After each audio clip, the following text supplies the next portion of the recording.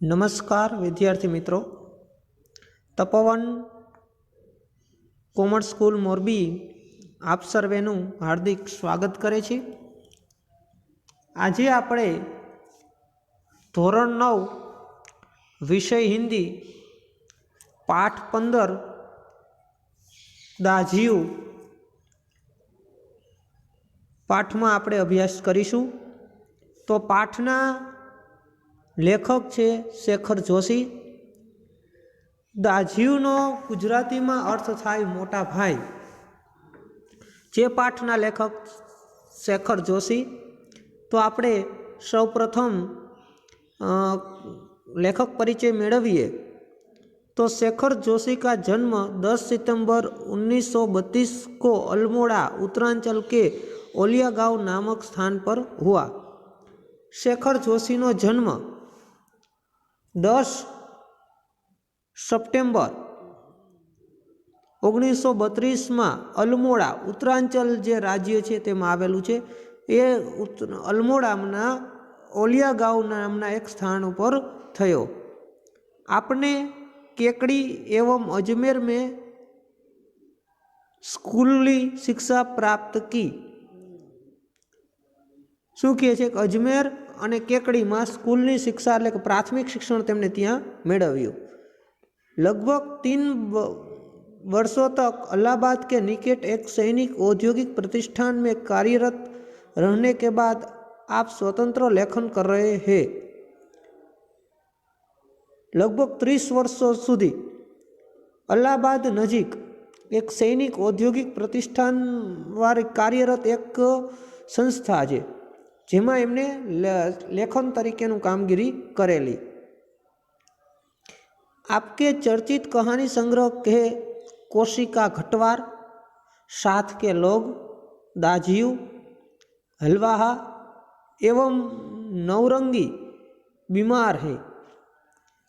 Any जे चर्चित कहानी संग्रह जे कहानीओ लखेली है, वार्ताओ लखेली है, पाठ लखेला है, एने वातो कीधेली है, एनो संग्रह है कोशिका घटवार, साथ के लोग, दाझियु, हलवाहा एवं नवरंगी बीमार है।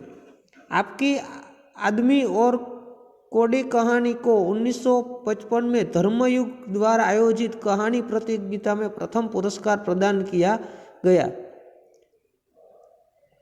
एमनी जे शेखर जोशीनी आदमी और कीड़े कहानी जे कती वार्ता हती, ए वार्ता ने 1955 में जे धर्मगुरु द्वारा आयोजित एक प्रतियोगिता पुरस्कार एटले एक प्रकारनी स्पर्धा राखवामां आवेली हती। एमां एने प्रथम पुरस्कार एटले के फर्स्ट नंबर पर प्रथम क्रमांक पर ए रही हती।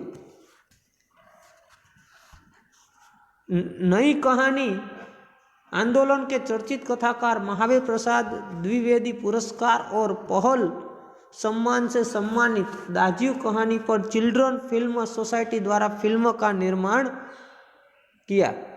शू कहे छे के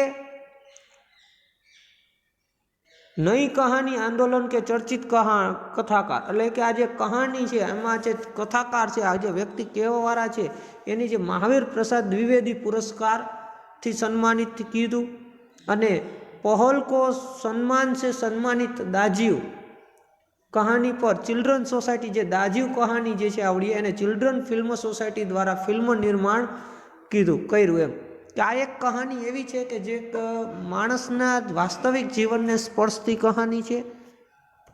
एक केना उपर छे कहानी एना विषे आपणे जोईए। तो दाझियु कहानी बाल श्रमिक पर लिखी गई कहानी है। दाझियु एटले के मोटा भाई कहानी आ जे वार्ता है एक बाल श्रमिक एटले के नाना बाळक छे श्रमिक एटले के काम करे छे एना उपर कहानी एटले के वार्ता लखेली है। मदन एक पहाड़ी बाळक है। शुं कीधुं छे? मदन एक पहाड़ी बाळक है। पहाड़ी बाळक एटले पहाड़ी छोकरो एवा पहाड़ी विस्तार में रहतो एक छोकरो है जो पेट की आग बुझाने के लिए शहर में आकर एक होटल में काम करता है। इस शू कहे पेट की आग बुझावा एटले के मतलब के शू कहे कि पोताने पेट माटे जे जमवानुं माटे गुजरान चलाववा माटे ते शू करे छे तो एक शहर में आवे छे अने एक होटल में काम करे छे। भोलेपन में जिसे वो अपना दाजी अर्थात बड़ा भाई समझने लगता है, वही किसी प्रकार एक दिन उसके बाल मन पर आघात कर जाता है। इसका मार्मिक चित्रण इस कहानी में हुआ है। ये પોતાના ભોળપણમાં એ એક દાજીઓ એટલે કે કોઈને એક મોટા ભાઈ તરીકે સમજે છે કે હવે આપણે એક આ મોટા ભાઈ છે એમ તરીકે એને માનવા લાગે, એમ કરીને એને બોલાવે છે, એની સાથે વાર્તાલાપ કરે છે, એની સાથે મિત્રતા કેળવે છે, એની સાથે આત્મીયતા કેળવે છે। પણ એક દિવસ એના બાળ મન પર એ વ્યક્તિ આઘાત કરી જાય છે। કેવી રીતે આઘાત કરે છે એ આપણા કહાનીમાં જોવાનું છે કે એના મનમાં એવો આઘાત લાગે છે, બાળ મન પર એને આઘાત થઈ જાય છે, તો એ કેવી રીતે આઘાત લાગે છે અને એને શું કહે છે એ આપણે આમાં જોવાનું છે। તો આપણે પાઠની શરૂઆત કરીએ। ફરી પાછું, દાજીઓ એટલે મોટા ભાઈ। चौके से निकल कर बाईं ओर जो बड़े साइन बोर्ड वाला छोटा कैफे है, वही जगदीश बाबू ने उसे पहली बार देखा था। शू कहे छे कि चौक से निकल कर बाईं ओर, चौक थी निकली એટલે ડાબી बाजू जो साइन बोर्ड वाला छोटा कैफे मतलब काफे आपणे जेने कही चा पाणी माटेनो स्टॉल, नास्ता माटेनो स्टॉल, एवो साइन बोर्ड मतलब आपणे जोवो छो तमे घणी बधी दुकानोना बोर्ड लखेला होय के आ फलाणुं आ नामनी दुकान एवुं एक छे। वही जगदीश बाबू ने उसे पहली बार देखा था। वही के आज जगदीश बाबू ने आज व्यक्ति छोकरो मदन नामनो छोकरो छे अने जगदीश बाबूए पहली वखत एने त्यां जोयो हतो। एम जगदीश बाबू नामना व्यक्तिए जे ओलो छोकरो जे आपणे पहाड़ी छोकरानी जे वात करी छी ए पहाड़ी छोकराने पहली वखत ए काफे में जोयो हतो।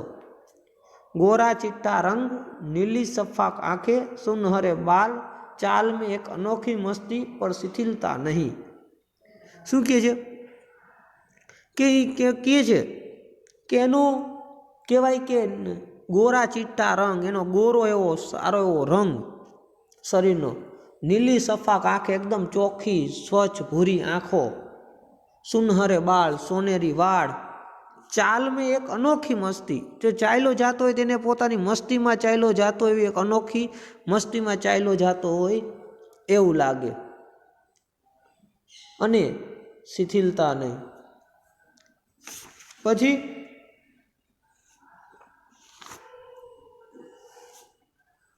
कमल के पत्ते पर फिसलती हुई पानी के बूंद की सी फुड़ती। कमळना पत्ता होय ने जे कमळनुं फूल होय, कमळना फूलनी પાંદડી ઉપર एक पाણીનું ટીપું નાખે અને પાણીનું ટીપું પડે, કેવું દેખાય? એકદમ આમ ચોખ્ખું, કે જેમાં સીધું સોસરું પાણીના ટીપામાંથી પણ ફૂલ દેખાતું એવું, એના જેવી એની સ્ફૂર્તિ। તમે જોવો તો એને એકદમ સ્ફૂર્તિલો છોકરો દેખાય, એવું એની फुर्ती।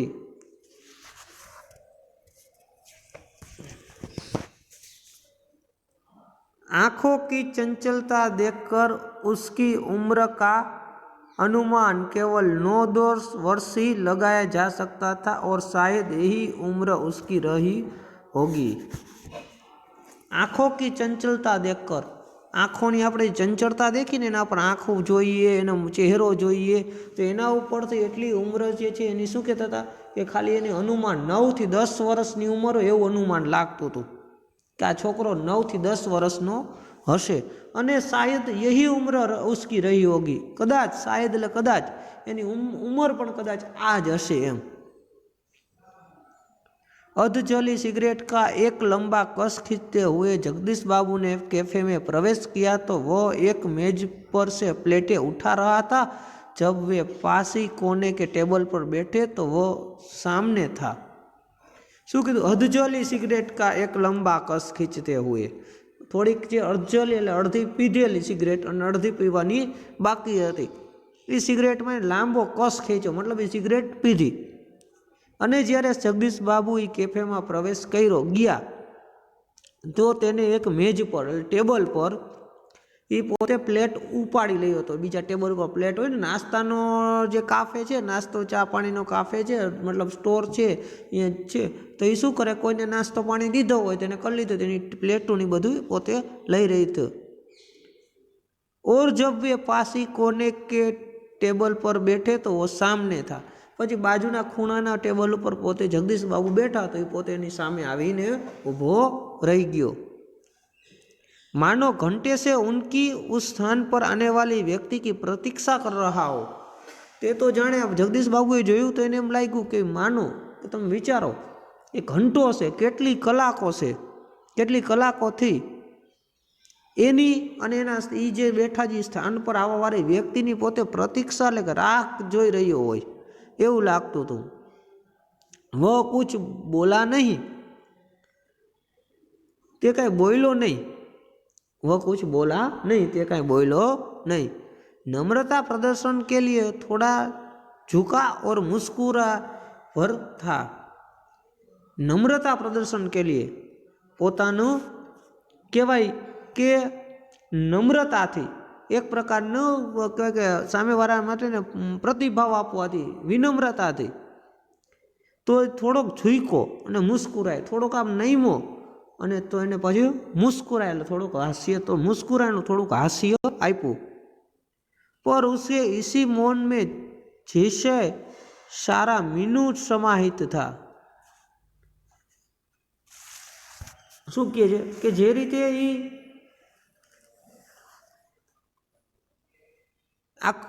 जे रीते ई पोते मौन राखीने जे ऊभो तो मौन राखीने पोते ऊभो तो एवं थयुं के जेवी रीते एक पहलेथी ज कोई जाणीतुं होय, एक कंईक व्यंजन सूची, एक प्रकारनुं कंईक आम लिस्ट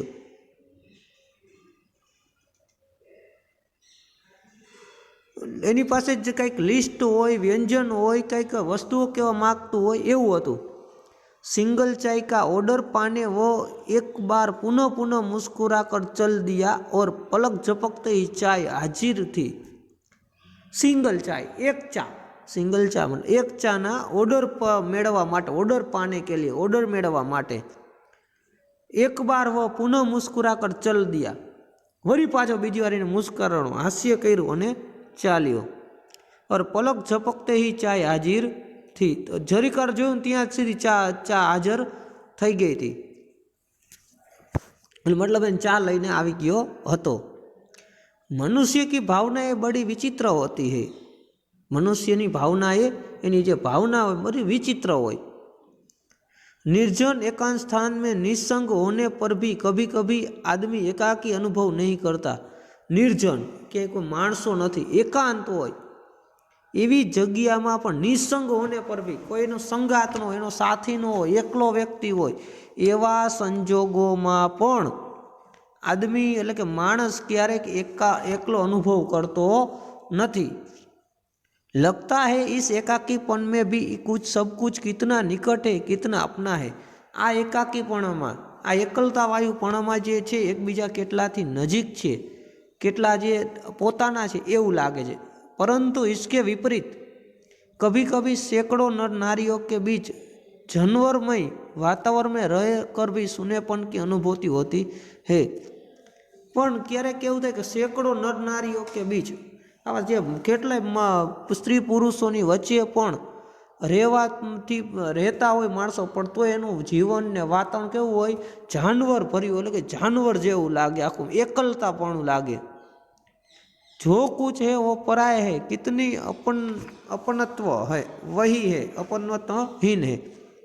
जे कांई छे बीजुं बीजानुं छे अने केटલું अपनत्वहीन है, पोताना वगरनुं छे। पर यही अकारण, हाँ यही अकारण ही नहीं होता।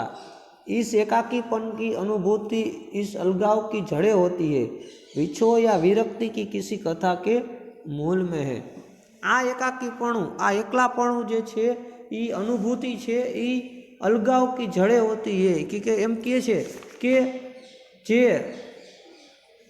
एकबीजा साथे जे जोड़ायेला छे एनी होती है। अने जे विछो विरक्ति, एकबीजा प्रत्ये जे आपणे के विरक्ति भाव थयो कहेवाय ए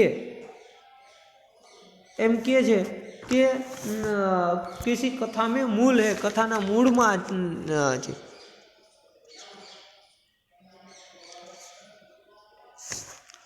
जगदीश बाबू दूर देश से आए हैं अकेले। जगदीश बाबू पण घणा दूर बीजा देशमांथी એટલે કે બીજા જે કહેવાય કે દેશમાંથી આવ્યા છે, એકલા છે એટલે બીજા શહેરમાંથી આવ્યા છે, પોતે એકલા છે। चौक की चहल पहल, कैफे के शोरगुल में उनने लगता है कि सब कुछ अपनत्वहीन है। आज चौकनी चहल पहल है ज्यां जे रीए छे जग्या चौक में चहल पहल है, मतलब माणसों जाजू है, ट्राफिक एटलू है, त्यारे एने एवुं वात लागे छे कि आ बधुं आपणा पोतानापणुं नथी। शायद कुछ दिनों रहकर अभ्यस्त हो जाने पर उन्हें इस वातावरण में अपनेपन की अनुभूति होने लग पर आज तो लगता है कि वह अपना ही नहीं अपनेपन की सीमा से दूर कितना दूर है।